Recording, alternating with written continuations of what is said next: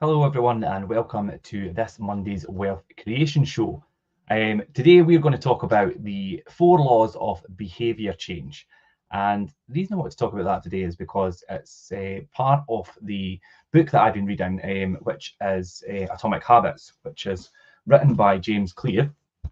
And it's all about obviously creating great habits and habit stacking and about how your behavior and things and how to change your behavior and your attitude and your approach to obviously creating good habits that are beneficial to your own success and help you obviously grow and progress. And I don't know if you listen to the shows, you'll know that making new changes and habits and things is something that obviously is part of everybody's journey. I'm obviously in the process of doing that. I kind of thought that obviously reading was one thing. Jim's always a big advocate of reading books and learning from that. I've not always been the most avid reader. So reading is something that I've been trying to incorporate into my daily life as a habit. So I thought obviously reading the book Atomic Habits would be to kill 2 birds with 1 stone. So and I'm a good bit through that and learning quite a lot. So I thought I'd share some of it with you today. And that is the 4 laws of behavior change. Now, anyone who's ever set out to create better habits knows that it's hard and it's really hard to stick with them. In fact, there's studies that's even showed that take New Year's resolutions, for example, less than 10% of people who make New Year's resolutions actually keep them. And that's because most people don't really create habits that work with instead of against our human nature.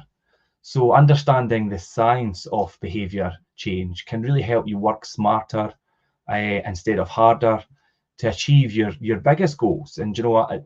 I've set goals and things recently, and some I feel are achievable, and some I think are a long way off, and some are maybe just a wee bit bigger than what I thought I could achieve. But I think it's always important to aim high, aim for the stars and hit the moon on the way down, as they say. So yes, so I think it's all part of being a smarter worker rather than a harder worker to achieve your goals. And yeah, that the science behind that behavior change is something that you need to understand. And James Clear goes through that in this book, and I think it's really interesting, and it's kind of caught me and got me thinking a lot more positive about habit stacking and making these changes and things. So, you know, whether you're looking to land a promotion or trying to get serious about your fitness, probably a combination of both, learning how to break your goals into a system of habits can help you stay on track with a really simplified framework for designing smarter habits and behavior change authority. And these are all things that are covered in Atomic Habits. And this book, if you read up the reviews and things, has helped millions of people make progress towards their goals every day. And that constant progress is one of the keys to a lot of the elite level performers in the world and people that are very successful. I mean, this book has got a good backing. It was a #1 New York Times bestseller, and the framework and things in there built around this 4 laws of behavior change can really help you start to apply things to your life today. As soon as you start reading it, once you're a few pages in, you start to obviously pick things up. And as I say, I'm a good bit through that book now, and I've still to finish. And possibly it's a book that I would probably go back to again and read more than once, because I think with anything, if you go back over it, you learn more the second time round and the third time round. So it's probably a book I'll keep a hold of for a long time. And yeah, and it helps you cut through that self-help clutter by building this framework that I was talking about, and helps you to break down your goals into manageable habits and create habits that actually work. And it really opens up your eyes to the importance of even just the smallest changes and creating habits that you think are going to make no difference in the short term. And when you think, and there's a lot of analogies they use and how your small changes do actually have such a big impact over a longer period of time. I think there was one about they talk about a plane that takes off from Los Angeles and it was flying to New York. And if you move that flight path, even by the nose of the plane of a few feet, it ends up landing in Washington instead of New York. So, and it's like, so that few feet at the beginning maybe seems nothing, but by the end of the journey, it's hundreds of miles apart. So that was quite a good analogy how the small things can change over a long period of time. And the Atomic Habits framework applies to emerging challenges like excelling in remote work environments or navigating an endless stream of distractions. And the four laws that change that four laws of behaviour change can really help you design your good habits. So let's look at what those four laws of behaviour change are. And number one is make it obvious. Now, changing your behaviour starts really with self-awareness. And notice that existing behaviours that have become automatic and you just do things without thinking for you, and pay attention to what the cues for them are. And that will really prompt you to implement those actions to obviously then alter that, and then use cues to teach yourself to repeat behaviours that you want to incorporate into your life, and avoid the cues that could lead you to be distracted or really kind of destructive habits, and take you on a different path away from what your goals actually are. And you'll be surprised the amount of people that do things day to day, and I've identified a few of mine. We've all got them, and you do things without even thinking. It's automatic things you'll do, and you'll do things in your daily life that are obviously, do you know, people will get up and they'll have a morning routine, and they'll brush their teeth, and they'll have a coffee at this time, and they'll do all these different things, and it's kind of on autopilot. There's a lot of other aspects of your life you'll do things like that, and it's just become an automatic habit that, and certain things will, like you say, there will be cues and things that trigger you to do that without you even knowing. And these could be habits that could be detrimental to your whole path and your trajectory towards your goals.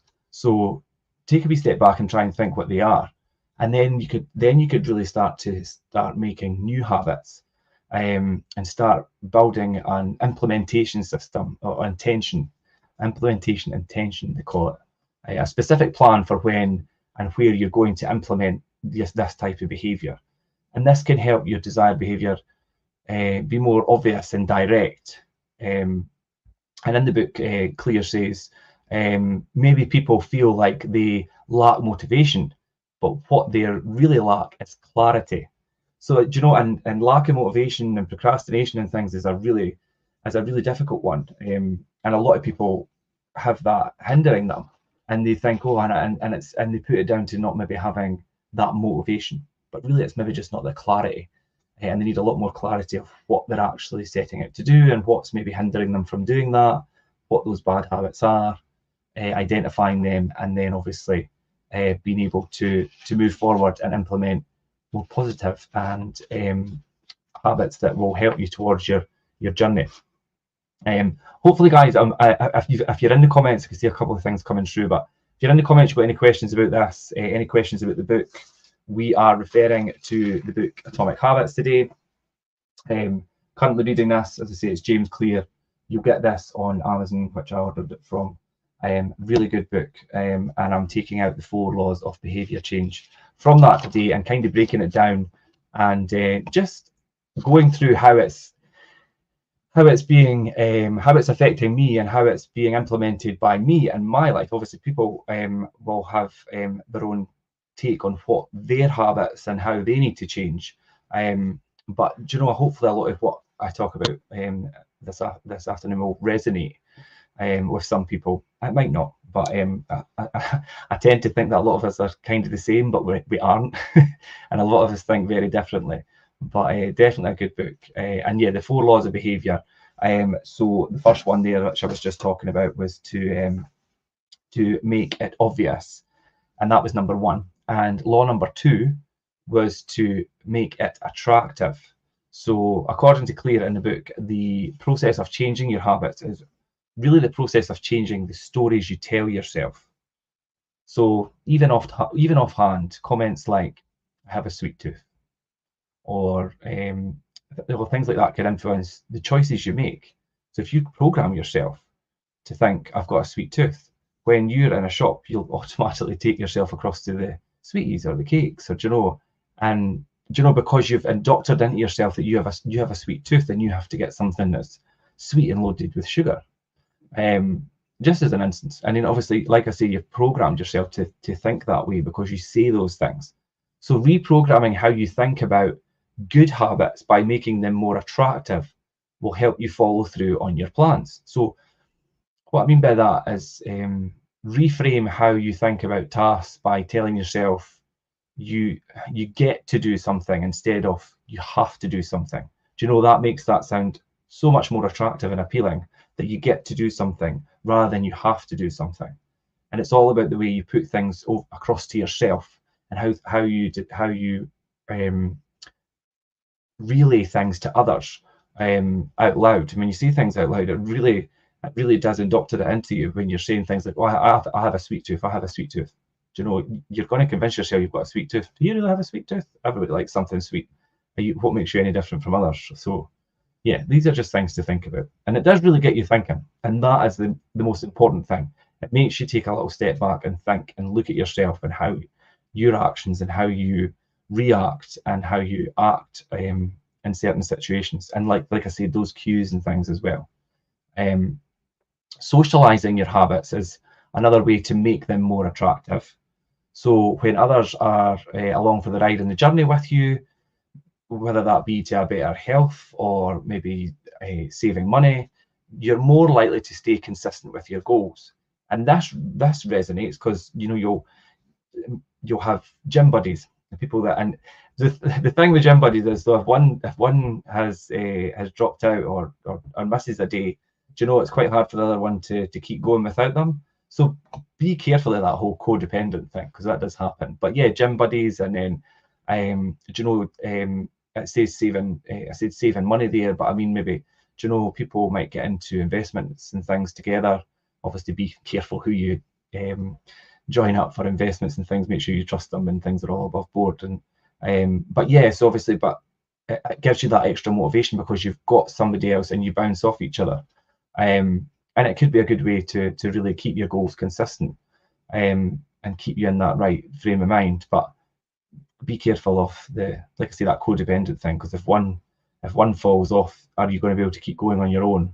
You probably better making sure you're quite confident in your own self and your own decisions and your own ability to move forward, rather than completely relying on someone else. So I mean, as a way, like I say, socializing your habits is definitely a way of doing it. I would just, for me personally, like I say, it might be different for other people. It would be something that I would be quite careful about, and depending on who the person would be. Somebody might become quite independent and be quite confident in doing it themselves, and I think that's great. Like I say, so on the flip side, if you want to stop a certain behaviour, find ways to make it less attractive and spend time with people who support you in your new direction. You know, that could be family, friends, the circle of people you have around you, the people you work with, do you know, your workplace. Do you know, think about, make sure you're always in a really supportive environment, and people that support your goals and what your journey is, no matter who that is and where you intend to be. If you have people that are quite negative and seem to want to take you off course and lead you towards something different rather than what you have planned, and what, like, if you're implementing new habits, and you know, whether that's to stop drinking or to stop smoking, or you know, to get healthy and to start being more fit, and you know, to stop spending so much and going out for meals and pubs, and you know, you might have friends and things that might maybe put you down for that and hold you back, and try and get you to go out and have a drink and go out and do this, and that can be quite a deterrent from your path that you're on, and you achieving your goals, because it's going to take you off on a sideline. And I mean, you might veer back to it, and that's fine, but you've lost that time where you've been taken off track and taken away from your goals, being taken out your line of sight because you're distracted doing other things to please other people sometimes rather than yourself. So always be careful of that. I think that's something that I would be very wary about. So yeah, and that's rule number 2, and that's to make it attractive to yourself. So yeah, that was quite a good one. I think there's a lot to learn there. Of course, obviously in the book, these laws are broken down really a lot more than what I could talk about in so much detail today. So I am kind of abbreviating and bringing it down to a shorter level, rather than, I mean, I could sit here and read the book to you, but we'd be here all day. But I think just sticking to the facts is quite a good way of getting the message across about the benefits of what I've felt from this book, and obviously millions of others have, because obviously it's been a bestseller, and it's helped a lot of people. You could read the reviews, actually. Amazon reviews and things are actually really good. So law number 3, obviously we've got 4, and it's make it easy as the third one. And when you're trying to build better habits, start with the easiest, most simplified version of that habit. So break it down into maybe a 2-minute action step. And if you want to start, like myself, if I wanted to start reading more, and this is what I've done, and it's not been easy. So if you want to start reading more, commit to spending, say, maybe two minutes every night, and build it up from there.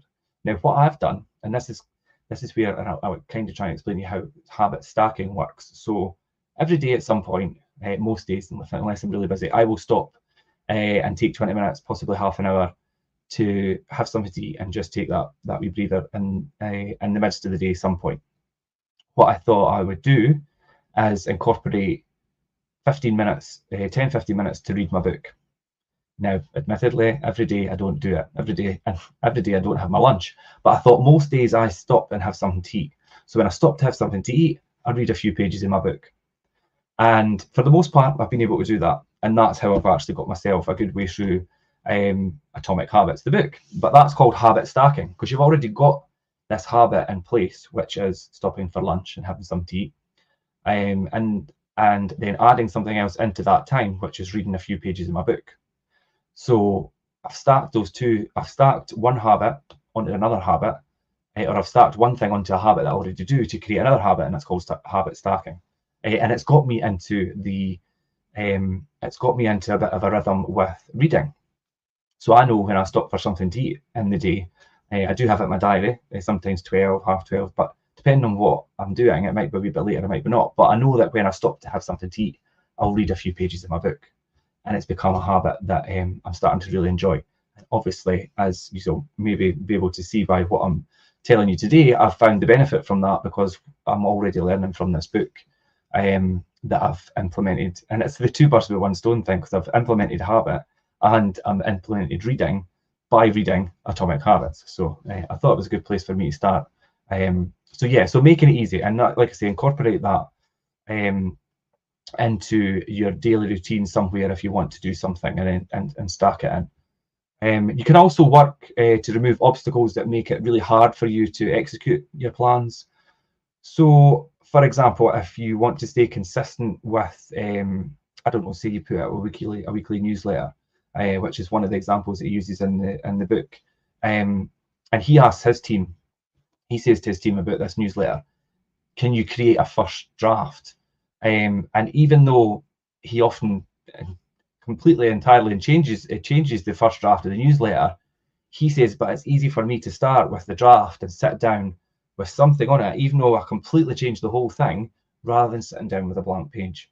Because you think sitting down with a blank page of paper, it's going to be very difficult to get yourself moving from there.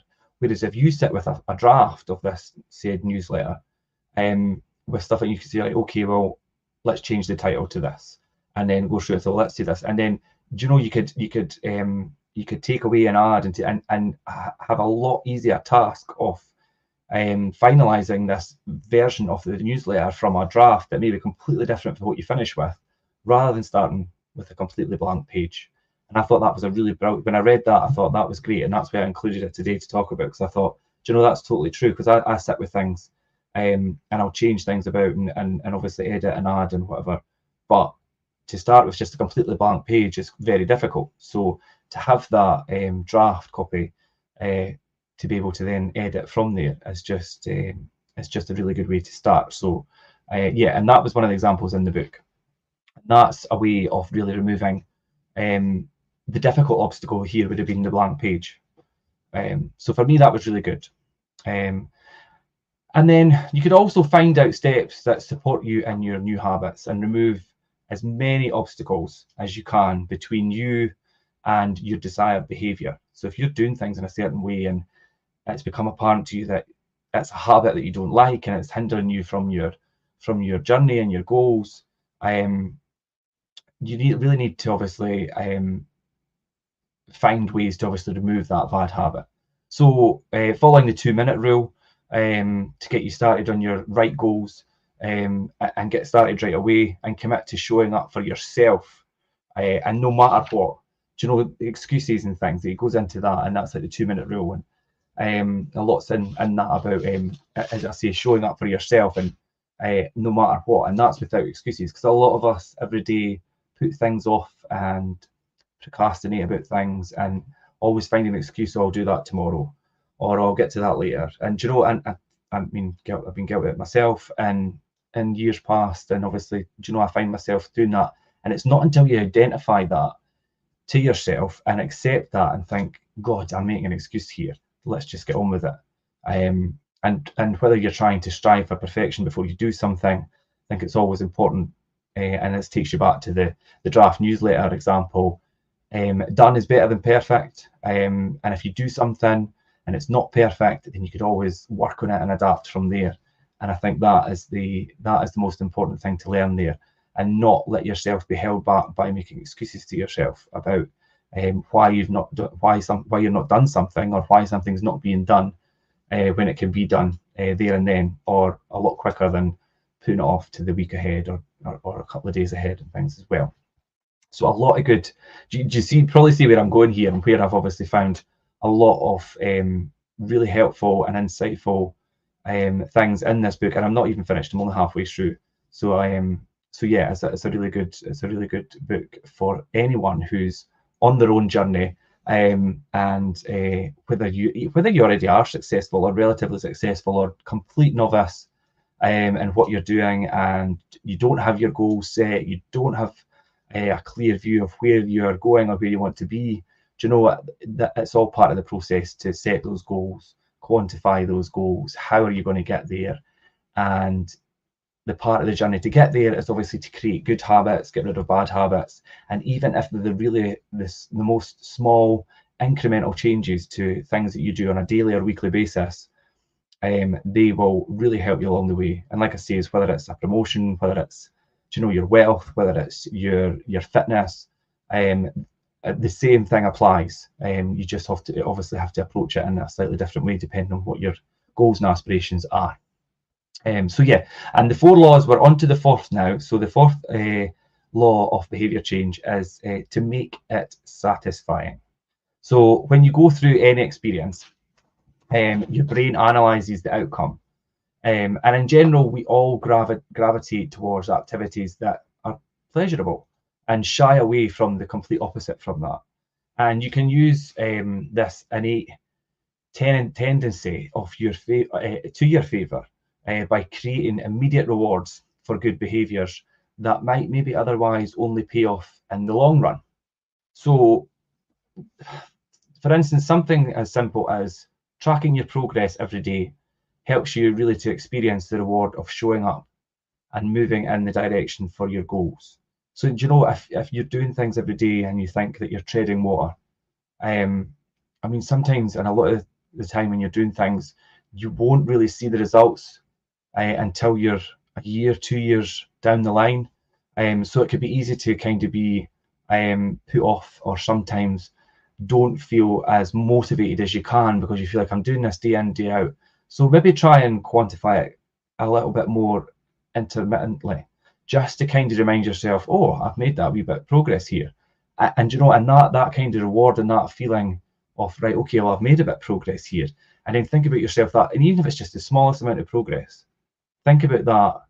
If say it's after a month or 2 months or whatever, if you think, right, in another 2 months I've got the same, and in another 2 months I've got the same again, and think about how that compounds up, and how much more satisfied you'll feel with your own progress if you think of it in that stage. A lot of us can be guilty of just continually cracking on with stuff and have the blinkers on and not stop to appreciate maybe the progress that we're actually making. But yeah, I mean, ultimately it will be the long run that you'll see results for anything worthwhile. But it's good to remind yourself along the way that you are making progress. So yeah, as I say, something as simple as tracking your progress every day, or every week, or whatever, or intermittently, like I said. These kind of signals of progress, they will really help you reinforce the hard work you're doing to make your goals a reality. And you really can learn more about the behaviour change and building habits for success, and really how to use the Atomic Habits framework to tackle today's challenges, tomorrow's challenges, and indeed the challenges further down the line, by breaking your goals down into actionable and quantifiable steps. I think it's really important to remember, and it really highlights it in the book, that designing smarter habits can help you really transform your life and achieve personal and professional goals, and make your progress every day that little bit more satisfying. And that's what the fourth goal is here, obviously, to make it satisfying.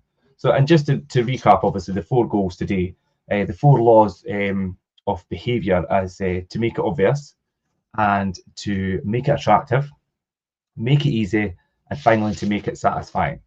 And as I said, these are broken down in so much more detail throughout the book, but I thought I would just touch on them today and share how much they've become, obviously, quite prominent to me in what I'm doing. And I feel like I thought I would share it today because I think a lot of people could benefit from that, and have that ability to implement changes and habits in their life to help them really propel forward in their own journey.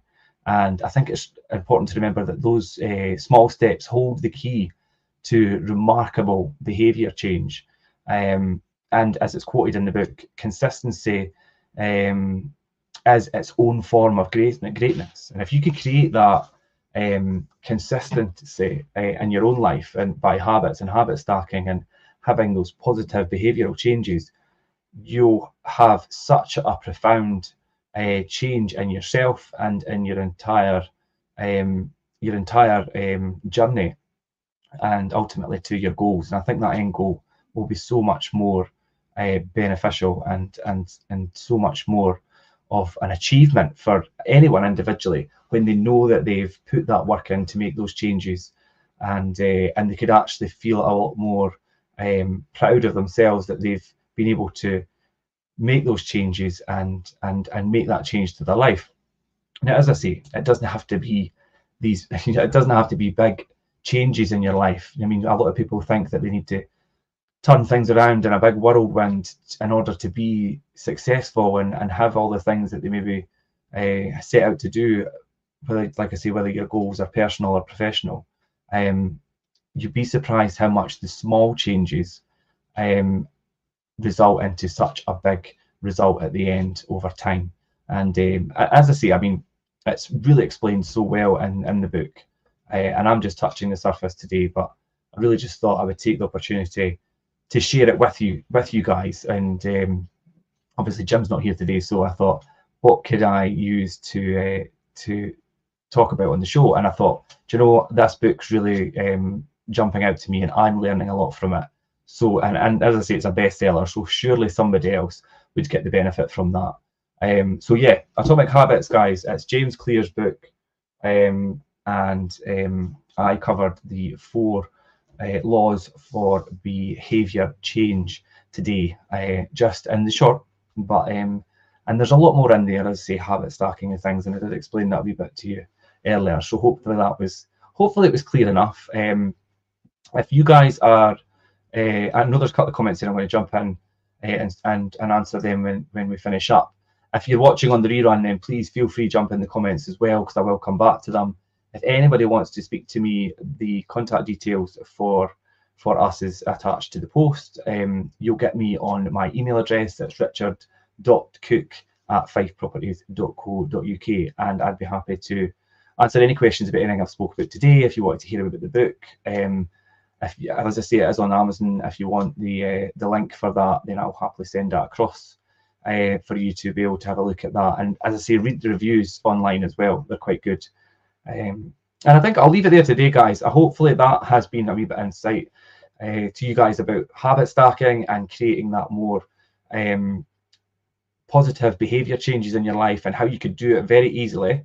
It's not always the most simple to stick to, but when you break it down and have a wee step back and look at what you actually do and what your cues are to doing things that are maybe bad habits, and programming yourself or reprogramming yourself to do good habits that are going to be beneficial to you, it really is quite an interesting journey, part of your journey, and that the book Atomic Habits really helped me along the way to do that. So yeah, I'm going to leave it there today, guys. Hopefully that was a really insightful talk about the book, kind of book reviews and such. But any questions, please do ask. Jump in the comments at any time, and I will catch you next Monday. We'll be back next Monday at 12:30. Jim and I will be back together for the Wealth Creation Show, and I look forward to seeing you all there.